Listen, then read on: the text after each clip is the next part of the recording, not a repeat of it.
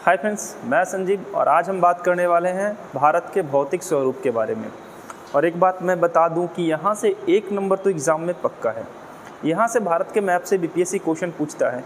BPSC ने even Bharat का कोई भी एग्ज़ाम हो, सारे एग्ज़ाम में इससे क्वेश्चन पूछे जाते हैं। तो आज हम देखेंगे पहले भारत की अवस्थिति विस्तार और जितने भी क्वेश्चन आ चुके हैं इस मैप से उसको हम कवर करने वाले हैं।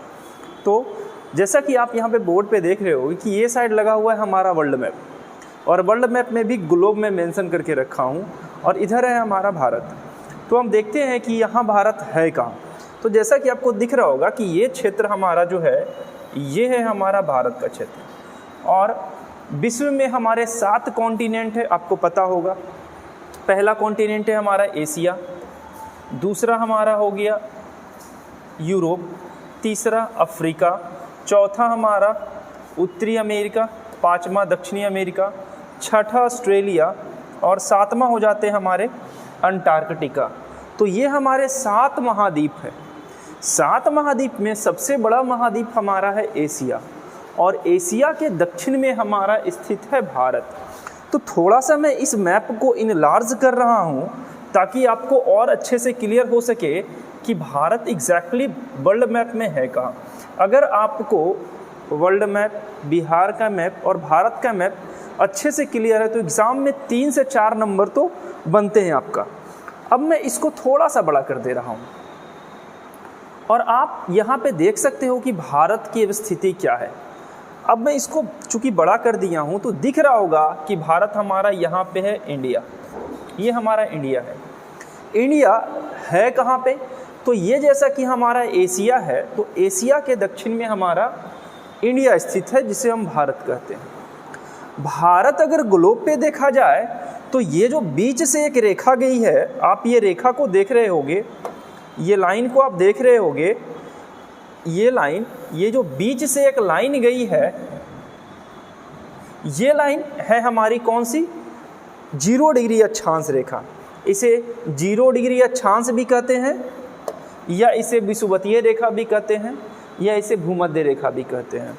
और यहाँ से भारत की दूरी अगर देखा जाए, अच्छा अक्षांश हो गया तो एक देशांतर भी हमें खींच लेना चाहिए। ग्रीनविच मीन टाइम से देशांतर रेखा एक जाती है, सीधे की सीधी लाइन, स्ट्रेट लाइन गुजरती है। अगर स्ट्रेट लाइन देखा जाए तो ये हमारी जो होगी स्ट्रेट लाइन होगी। ये जो हमारी लाइन है, जो एक स्ट्रेट लाइन होगी, ये वाली, ये वाली। अब यहाँ पे आपको मैप में दिख रहा होगा लाइन थोड़ी सी टेढ़ी हो गई है, कोई नहीं चलेगा।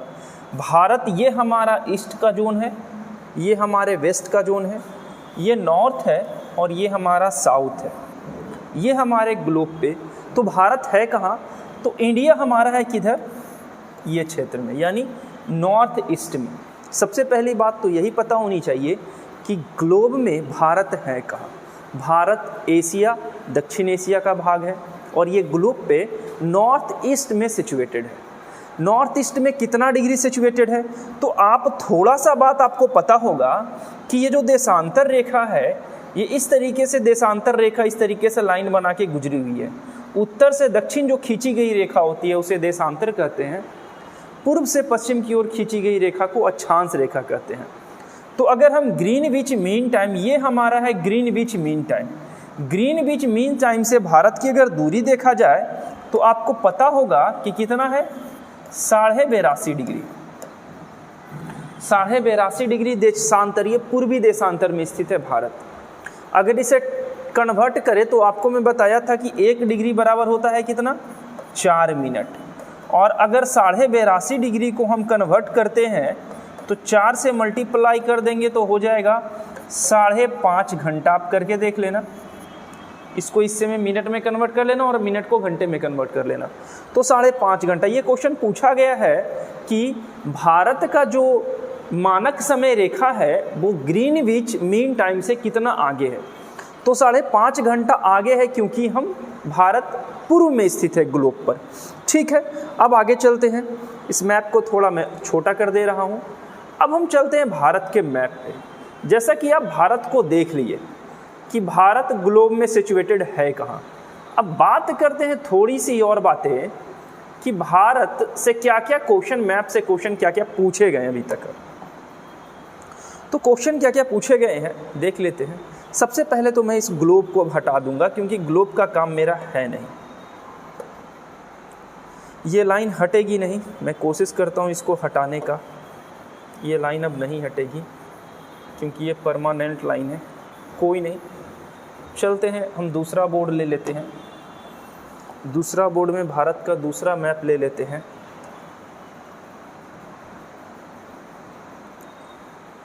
मुझे नया बोर्ड लेना था तो नया बोर्ड मैं ले चुका हूँ, मैप भी मेरा आ चुका है और हम इस मैप के बारे में डिटेल में अब इस पर जिक्र करेंगे। अब इसमें जानने वाली बातें क्या क्या है, आराम से बैठे रहिए और मैप को देखते रहिए। बिगिनिंग टू एंड मैं सारा इसे कंप्लीट करने वाला हूँ। आपको पता होगा सबसे बेसिक सा क्वेश्चन तो यही पूछता है कि भारत विश्व में है कहाँ। तो हम जान चुके हैं कि भारत वर्ल्ड मैप में नॉर्थ ईस्ट में स्थित है, ठीक है। अब आता है कि भारत में कितने स्टेट हैं। अगर स्टेट का बात किया जाए तो 28 है, यूनियन टेरिटरी की बात की जाए तो 8 है।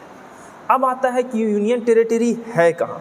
तो एक बार मैं फिर मैप को इनलार्ज करूँगा और आपको मैं दिखाऊँगा कि वास्तव में यूनियन टेरिटरी है कहाँ। तो ये एक हो गया मेरा लद्दाख, दूसरा हो गया मेरा जम्मू कश्मीर, तीसरा हो गया हमारा ये चंडीगढ़, चौथा हो गया हमारा दिल्ली। ये 4 यूनियन टेरिटरी हमारे कहाँ हैं। एक बार इसे मैं बड़ा कर दे रहा हूँ, अच्छे से आप देख लो। ये 4 यूनियन टेरिटरी जो हमारा है, लोगों को बेसिक बातें नहीं पता कि यूनियन टेरिटरी है कहाँ पे। 4 हमारा है उत्तर में, लद्दाख, जम्मू कश्मीर, चंडीगढ़ और दिल्ली। अब बात करते हैं और 4 का, और 4 में सबसे इंटरेस्टिंग बात होगी हमारी पुडुचेरी। अब आते हैं यहाँ पर, एक तो हमारा हो गया दमन द्वीप, दादर नागर हवेली, और दोनों की राजधानी कहाँ है, दमन है। पहले सिलवासा भी राजधानी हुआ करती थी, लेकिन 26 जनवरी 2020 को दोनों को मिलाकर एक यूनियन टेरिटरी बना दिया गया। और ये दोनों कहाँ स्थित है, तो आपको दिख रहा होगा गुजरात और महाराष्ट्र के बॉर्डर पे स्थित है। एक और है हमारा कौन, 4 हो गए, ये 5 हो गया। छठा हमारा ये है लक्षद्वीप की राजधानी कावारती। 7वां हमारा अंडमान निकोबार द्वीप आ जाएगा। अगर मैप को मैं और थोड़ा इधर कर लूँ तो अब आपको दिख रहा होगा अंडमान निकोबार द्वीप। ये मेरा हो जाएगा कौन सा नंबर का, 7वां। अब 8वां का बात कर लेते जो सबसे इंपॉर्टेंट और इंटरेस्टिंग भी है। 8वां में आता है पुडुचेरी, लेकिन पुडुचेरी भारत के 3 राज्य में फैले हुए हैं। पहला तो हमारा हो गया ये पुडुचेरी, साफ साफ आपको दिख रहा होगा। इसके अलावा एक है कराईकल जो पुडुचेरी का ही हिस्सा है, यहाँ पे आपको दिख रहा होगा। एक है यमन, ये भी पुडुचेरी का ही हिस्सा है, लेकिन ये मैप में अगर देखा जाए तो ये आंध्र प्रदेश में है। और एक है हमारा माहे, और माहे भी पुडुचेरी का ही हिस्सा है। यानी पुडुचेरी एक केंद्र शासित प्रदेश है जो भारत के 3 राज्य तमिलनाडु, आंध्र प्रदेश और केरला में विस्तृत है। तो ये तो हमारे हो गए भारत के राज्य और भारत के केंद्र शासित प्रदेश। अब आते हैं, थोड़ा सा बात कर लेते हैं कि भारत के आसपास कितने ऐसे देश हैं जो भारत से सीमा लगाते हैं। दिख रहा होगा आपको मैप में, और सारा लिखा हुआ भी है, और क्वेश्चन पूछा भी गया है। पिछले बार बीपीएससी पूछ लिया था कि बता दीजिए कि म्यांमार से लगने वाले भारत के राज्य।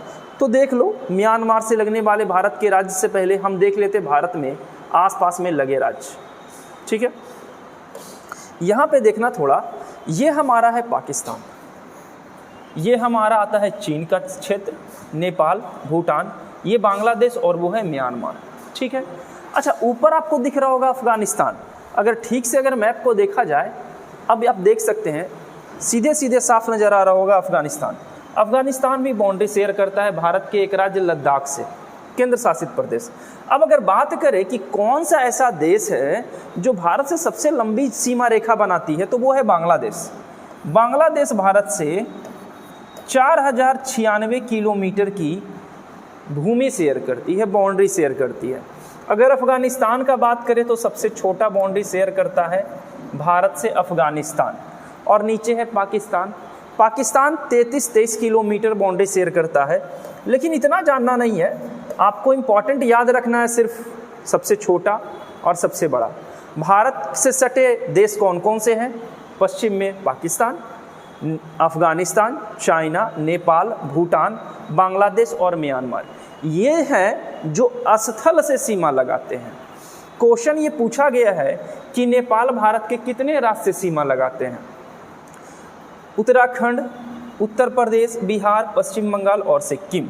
यानी भारत के 5 राज्य से नेपाल सीमा लगाती है। लेकिन ये क्वेश्चन अगर पूछ दे कि नेपाल बिहार के कितने जिलों से सीमा लगाती है, और मैं बिहार के भौतिक स्वरूप में इसका जिक्र अच्छे से कर चुका हूँ। अब बात करते हैं ये बांग्लादेश और पाकिस्तान के बारे में। तो ये बांग्लादेश की कहानी तो आपको पता होगा कि ये पूर्वी पाकिस्तान था, और इंदिरा गांधी क्या की थी 1971 में, इसे बांग्लादेश एक नया राष्ट्र बना दी थी, और ये हमारा पश्चिमी पाकिस्तान था जो अब सिर्फ पाकिस्तान के रूप में सामने है। आगे चलते हैं, भारत के पड़ोसी देश में तो ये ऐसे देश हो गए हैं जो स्थल से सीमा बनाते हैं। अच्छा, जो क्वेश्चन पूछा था हमारा बीपीएससी कि म्यांमार भारत के कितने राज्य से सीमा बनाता है, तो आप देख सकते हैं एक तो हमारा मिजोरम हो गया, मणिपुर, नागालैंड और अरुणाचल प्रदेश। ये 4 ऐसे भारत के राज्य हैं जिससे म्यांमार सीमा लगाती है। क्वेश्चन ये भी पूछा गया है कि भारत के उस राज्य का नाम बता दीजिए जिसको बांग्लादेश 3 ओर से घेर के रखा है, तो वो हो जाएगा हमारा त्रिपुरा का क्षेत्र। तो ये तो हमारा स्थल से सीमा था। अब हम देख लेते हैं कि भारत के जल से सीमा लगाने वाले देश कौन कौन से हैं। तो यहाँ पे आपको 2 ही देश दिखेंगे, एक तो श्रीलंका और एक हमारा दिखेगा यहाँ पे लक्षद्वीप, मिनिकॉय और मालदीव। ये क्षेत्र में आपको दिखेगा मालदीव और श्रीलंका भारत से जलीय सीमा लगाता है। इसके अलावा इधर इंडोनेशिया भी है जो भारत से जलीय सीमा लगाता है। फिलहाल में तो हमारा मालदीव और श्रीलंका ही भारत से जलीय सीमा लगाता है। तो ये तो भारत के पड़ोसी देशों के बारे में हमने बात कर रहे थे। तो बात हमारी होगी भारत के पड़ोसी देश। अब बात करते हैं, जो क्वेश्चन पूछता है कि ये बता दीजिए कि कर्क रेखा के बारे में कभी कभी पूछ लेता है। तो कर्क रेखा किसे कहते हैं? तो कर्क रेखा कहते हैं 27 डिग्री 13.5 डिग्री उत्तरी अक्षांश को कर्क रेखा कहते हैं, जबकि 13.5 डिग्री दक्षिणी अक्षांश को मकर रेखा कहते हैं। तो क्वेश्चन ये पूछ लेता है कि बताइए कर्क रेखा भारत के कितने राज्य से होकर गुजरती है? थोड़ा इसे फिर से बड़ा करते हैं और ये बड़ा छोटा होता रहेगा। अगर आपको अच्छे से समझना है भारत के मैप को तो आपके पास भारत का मैप होना चाहिए। ऐसे नहीं कि बस लेटे हैं और सब समझ में आ जाएगा। मैं कोशिश कर रहा हूँ कि आपको इस वीडियो के बाद भारत की बेसिक नॉलेज तो हो जानी चाहिए। क्वेश्चन तो यहाँ तक पूछ लेता है कि कौन सा राज्य किस राज्य से सीमा लगाता है। तो ये सारी बातें एक ओवरनाइट कुछ नहीं होने वाला। मैप लेकर बैठा कीजिए। अगर मैप आप देखना चाहते हैं, भारत को समझना चाहते हैं, तो मैप आप लेकर बैठिए, अच्छे से याद हो जाएगा। अब हम बात कर रहे थे कर्क रेखा के बारे में, और कर्क रेखा का नाम जैसे ही आता है सब लोगों को पता हो जाता है कि कर्क रेखा भारत के 8 राज्य से गुजरती है। देख लेते हैं भारत के 8 राज्य से कौन कौन राज्य से होकर गुजरती है। कर्क रेखा जाती है कहाँ से? तो आती है गुजरात से, इधर से कर्क रेखा इधर से होकर गुजरेगी, ये क्षेत्र से, और राजस्थान भी जाएगी, मध्य प्रदेश भी जाएगी, छत्तीसगढ़ भी जाएगी, झारखंड की राजधानी रांची जो है वहाँ भी जाएगी, वेस्ट बंगाल, त्रिपुरा और मिजोरम। ये भारत के 8 राज्य से हमारी कर्क रेखा गुजरती है। ये क्वेश्चन पूछा गया है। इसके अलावा ये भी पूछा गया है कि भारत के उस राज्य का नाम बता दीजिए जिसके राजधानी से होकर कर्क रेखा गुजरती है। तो वो हो जाएगा झारखंड की राजधानी रांची। तो ये तो हमारा कर्क रेखा। कर्क रेखा किसे कहते हैं? तो 23.5 डिग्री उत्तरी अक्षांश को कहते हैं कर्क रेखा। ये कर्क रेखा है, जबकि मकर रेखा 23.5 डिग्री दक्षिणी अक्षांश को कहते हैं। कर्क रेखा हो गया। तो यहाँ पे एक और रेखा का बात कर लेते हैं जिसे हम लोग कहते हैं मानक समय रेखा। मानक समय रेखा भारत के 5 राज्य से होकर गुजरती है। इलाहाबाद के नैनी के पास से जाएगी, इस तरीके से जाएगी और ऐसे गुजरेगी। यानी भारत के 5 राज्य से होकर मानक समय रेखा गुजरेगी। कौन कौन? लाइन थोड़ा टेढ़ा दिख रहा होगा, चलिए इसको सीधा कर देते हैं। इसको सीधा कर देते हैं तो मैप को हमको ऊपर लेके जाना पड़ेगा, ऊपर नीचे होता रहेगा, क्योंकि आपको समझना है तो थोड़ा सा तो करना पड़ेगा काम। ये मैप में सीधा सीधा आपको दिख रहा होगा, थोड़ा और बड़ा कर देते हैं, ऐसा चलता रहेगा। मैं चाह रहा हूँ कि जितनी भी बातें मैं बता रहा हूँ आपको साफ साफ दिखे और साथ ही साथ याद भी हो जाए। दिख रहा होगा उत्तर प्रदेश, मध्य प्रदेश, छत्तीसगढ़, उड़ीसा और नीचे आंध्र प्रदेश है। ये हमारा आंध्र प्रदेश से नीचे का क्षेत्र, ये 5 राज्य से होकर भारत की मानक समय रेखा गुजरती है। तो भारत की मानक समय रेखा हम लोगों ने देख लिया, भारत की कर्क रेखा भारत के कितने राज्य से गुजरती है ये हमने देख लिया। अब हम चलते हैं थोड़ा सा, इसको फिर से हम साफ करते हैं और हम चलते हैं थोड़ा सा कि बता दीजिए कि भारत के कितने ऐसे राज्य हैं जो जलीय सीमा बनाते हैं और स्थलीय सीमा बनाते हैं। तो पहले तो यही पूछ लेगा कि भारत की स्थलीय सीमा कितनी किलोमीटर है। तो अगर स्थल सीमा का बात करें,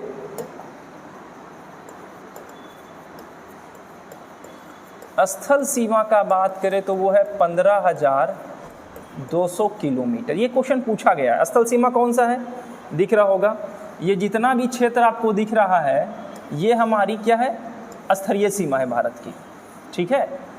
और अगर जलीय सीमा का बात कर दे, जलीय सीमा का बात करें तो मुख्य भूमि का अगर पूछे तो 6100 किलोमीटर, लेकिन अगर द्वीपों सहित पूछ ले, और द्वीपों मतलब द्वीप, दीपक वाला द्वीप नहीं, द्वीप, द्वीप किसे कहते हैं, तो जो चारों ओर जल से घिरा होता है उसे द्वीप कहते हैं।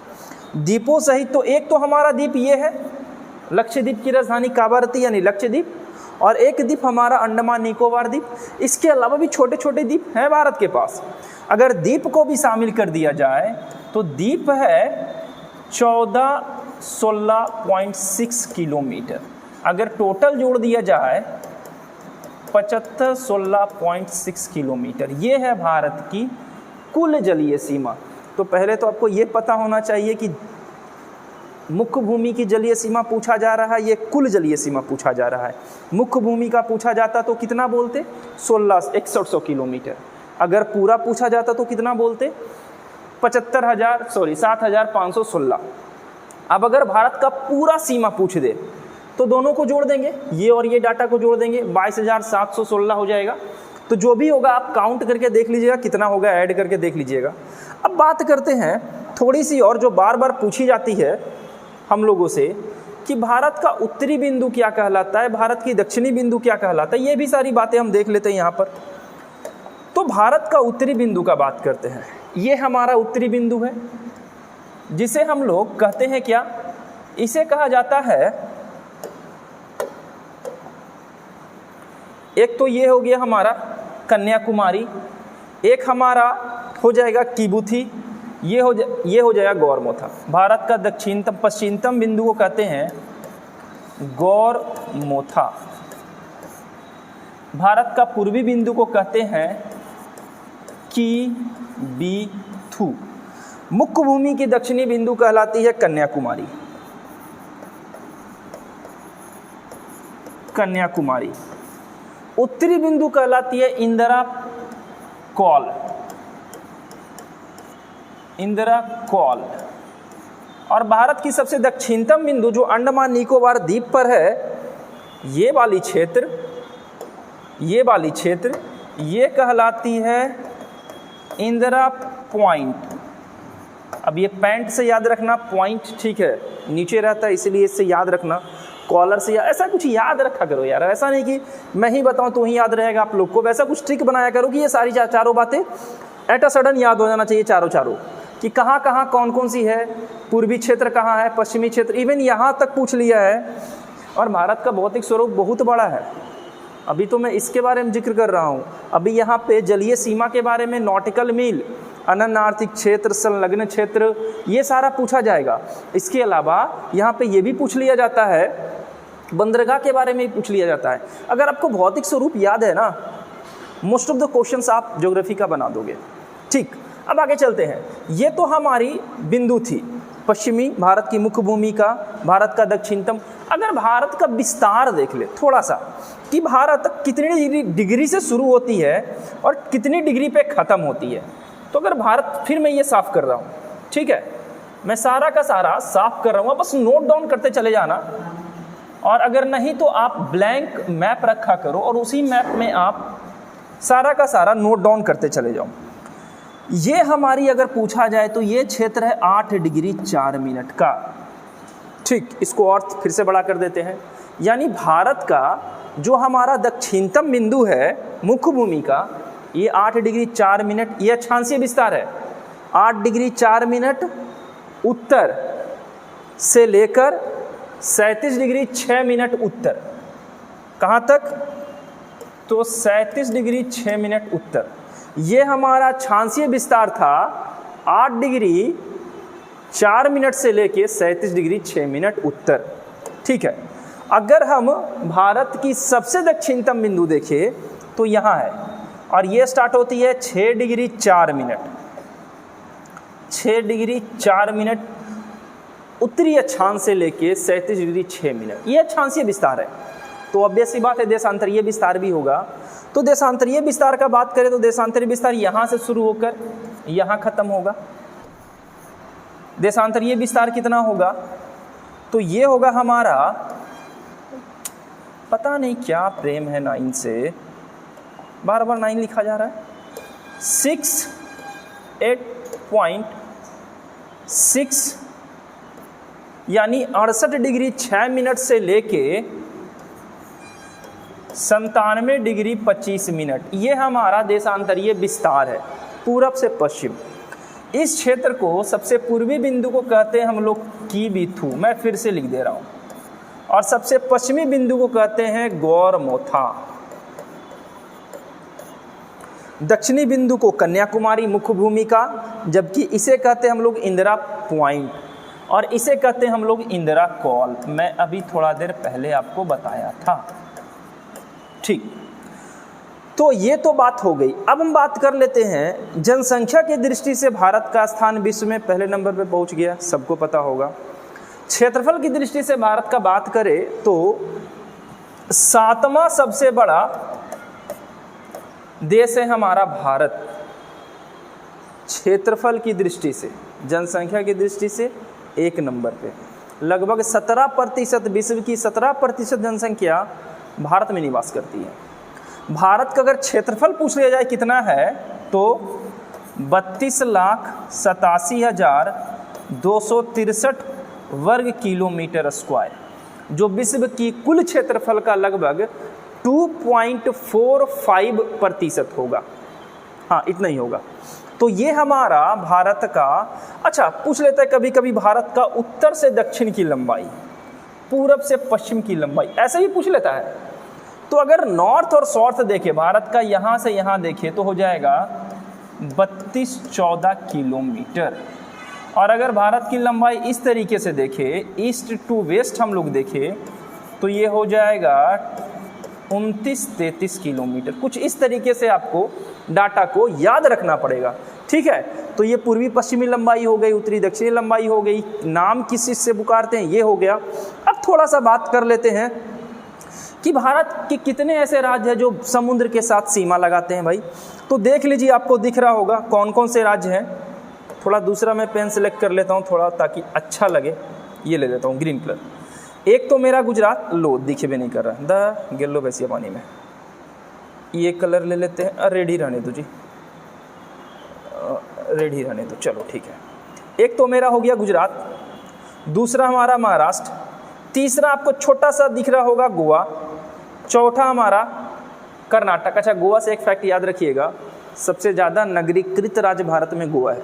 ठीक है, चौथा हमारा कर्नाटक, 5वां केरल, 6ठा तमिलनाडु, 7वां आंध्र प्रदेश, 8वां उड़ीसा और 9वां बांग्लादेश, सॉरी पश्चिम बंगाल। भारत के 9 ऐसे राज्य हैं जो भारत से समुद्र से सीमा लगाते हैं। इसमें भी क्वेश्चन पूछता है कि कौन से ऐसे भारत के राज्य हैं जिसकी समुद्रीय सीमा सबसे लंबी है। नंबर 1 पे है तो नंबर 1 का ही होगा गुजरात, और सबसे कम किसका है तो ये छोटू सा दिख रहा होगा गोवा। तो ये तो हो गया जलीय सीमा। अच्छा, जलीय सीमा को नॉटिकल मील में मापा जाता है कि जैसे कि आप देख रहे हो कि भारत का जो ये है बनावट वो एक जैसी तो है नहीं, उबड़ खाबड़ है। अब उबड़ खाबड़ है तो इसका जलीय सीमा कैसे नापा जाए भाई? तो इसको सबसे सिंपल तरीका किया गया क्या कि इस तरीके से दे दिया गया ये, ठीक है, और इसे नॉटिकल मील में बांट दिया गया। कैसे कैसे नॉटिकल मील? तो 12 नॉटिकल मील, 24 नॉटिकल मील और 200 नॉटिकल मील, ये 3 क्षेत्र में भारत को बांट दिया गया। और 1 नॉटिकल मील बराबर कितना होता है तो 1.8 किलोमीटर होता है। ये बात क्वेश्चन पूछा गया है। संलग्न क्षेत्र, अनन्नार्थिक क्षेत्र, ये सारे पूछे जाते हैं। तो ये नॉटिकल मील को याद रखिएगा। इसके अलावा हम चलते हैं थोड़ा सा और कि भारत की तटीय सीमा किस किस नाम से जानी जाती है। तो भारत की तटीय सीमा को नाम देते हैं, ये जो तट आपको दिख रहा है इसे कहते हैं काठियावाड़ तट, ये क्षेत्र को कहते हैं कोंकण तट, ये क्षेत्र है मालाबार तट, ये है कोरमंडल तट, ये है उत्तरी सरकार, ये है उत्कल तट। ये 6 तट हैं भारत के, काठियावाड़, कोंकण, मालाबार, कोरमंडल, उत्तरी सरकार और उत्कल तट। आप सबको पता है उड़ीसा के तट को उत्कल तट कहते हैं। अच्छा, अब भारत के ये जो समुद्र है ये है क्या? तो पहले ये तो जो क्षेत्र आप देख रहे हैं ये प्रायद्वीप है। प्रायद्वीप किसे कहते हैं? तो जो 3 ओर जल से घिरा हो उसे प्रायद्वीप कहते हैं, ठीक है। खाड़ी किसे कहते हैं? जो वैसा क्षेत्र जो 3 ओर स्थल से घिरा हो, दिख रहा है 3 ओर स्थल से घिरा है, और ये है बे ऑफ बंगाल। यहाँ पे खंबात की खाड़ी आपको दिख रही होगी, ये क्षेत्र दिख रही होगी, ये है खंबात की खाड़ी, ये है कच्छ की खाड़ी और ये है बंगाल की खाड़ी।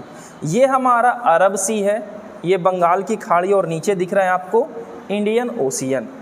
तो ये सारी बातें याद रखिएगा। इसके अलावा और क्या याद, बहुत सारा पॉइंट है, ऐसा नहीं कि नहीं। अभी मैं तो बाउंड्रीज बताया नहीं, जैसे मैकमोहन रेखा, रेड क्लिफ रेखा, डुरंड रेखा, 8 degree channel, 9 degree channel, 10 degree channel.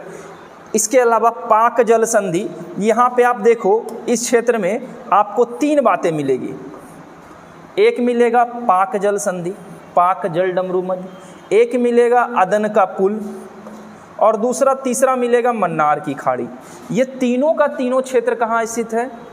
Tamil Nadu और श्रीलंका के बीच। फिर से पाक जल संधि, मन्नार की खाड़ी और अदन का पुल, ये तीनों कहाँ है? भारत और श्रीलंका के मध्य स्थित है। अब आते हैं थोड़ा सा चैनल के बारे में। अब चैनल का जिक्र हो गया तो थोड़ा सा चैनल को हम लोग देख लेते हैं, क्योंकि क्वेश्चन पूछता है 8 degree channel, 9 degree channel, 10 degree channel कहाँ कहाँ से गुजरती है। थोड़ा इसके बारे में बात कर लेते हैं, बस हम यहीं तक रहेंगे, ज़्यादा लंबा इसको हम नहीं खींचने वाले हैं। लेकिन एक बात है, जो भी मैं बता रहा हूँ वो क्वेश्चन एग्जाम में आया हुआ है। भारत का भौतिक स्वरूप से सारा क्वेश्चन एग्जाम में आया हुआ है। शायद वीडियो लंबा हो जाए, उससे नहीं बनता है। आप एक बार इसे देख लो और जाकर MCQ का सेट लगा लो, एक भी क्वेश्चन आपको छूटने वाला नहीं है। अब आते हैं, एक तो मेरा है 8 डिग्री चैनल, तो आपको बताया ना यहाँ पे क्या है 8 डिग्री 4 मिनट, तो ऑब्वियस सी बात है इससे थोड़ी सी नीचे होगी 8 डिग्री चैनल। ये हमारा आपको दिख रहा है लक्षद्वीप, यहीं पे है हमारा मिनी क्वाय और यहीं पे है हमारा मालदीव। तो ये 3 हमारे द्वीप हैं। अब तीनों द्वीप में से 3 रेखा गुजरी है। एक हमारा गुजरा है 8 डिग्री चैनल ये क्षेत्र से, इससे थोड़े से नीचे, इससे मिला मत दीजिएगा क्योंकि ये 8 डिग्री 4 मिनट है, तो इससे नीचे गुजरेगा 8 डिग्री 4 मिनट। और क्वेश्चन पूछा जाता है कि 8 डिग्री 4 मिनट किन 2 क्षेत्रों से गुजरी है? तो गुजरी है मालदीव और मिनी क्वाय से। इसके बाद बात करते हैं 9 डिग्री चैनल। ये हमारा क्षेत्र है 9 डिग्री चैनल का। 9 डिग्री चैनल कहाँ से गुजरी है? तो ये गुजरी है मिनी क्वाय और लक्षद्वीप से। और एक है 10 डिग्री चैनल, तो 10 डिग्री चैनल यहाँ से गुजरेगा 10 डिग्री चैनल, और 10 डिग्री चैनल गुजरती है अंडमान और निकोबार क्षेत्र से। तो आज ये हमारा इतना तक ही वीडियो रहने वाला है। आई होप कि आपको सारी बातें समझ में आई होगी। MCQ के फॉर्म में सारा क्वेश्चन था, मैं अच्छे से एक्सप्लेन कर दिया हूँ। एक बार फिर से अगर नहीं समझ में आया, एक बार फिर से रिपीट करके इस वीडियो को देख लेना, मोस्ट ऑफ द क्वेश्चन आपको समझ में आ जाएंगे। जाते जाते एज यूजुअल मेरे तरफ से 2 क्वेश्चन। पहला क्वेश्चन, मानक समय रेखा भारत के कितने राज्यों से गुजरती है? राज्य का नाम लिखना है। और दूसरा क्वेश्चन ये है कि भारत की दक्षिण पश्चिमी तटीय सीमा को किस किस नाम से जानते हैं? मैं भी बताया था ना, ये तट के बारे में, ये तट के बारे में, ये तट, तो मैं इस तट के बारे में नहीं, मैं इस तट के बारे में बात कर रहा हूँ, ठीक है। तो इसका आंसर आप कमेंट में दो। मिलते हैं, तब तक पढ़ाई जारी रखो, ख्याल रखो, और इससे एक क्वेश्चन से 2 क्वेश्चन BPSC हर हाल में पूछेगा, मिला कर देख लेना। ध्यान रखना, फिर मिलते हैं, धन्यवाद।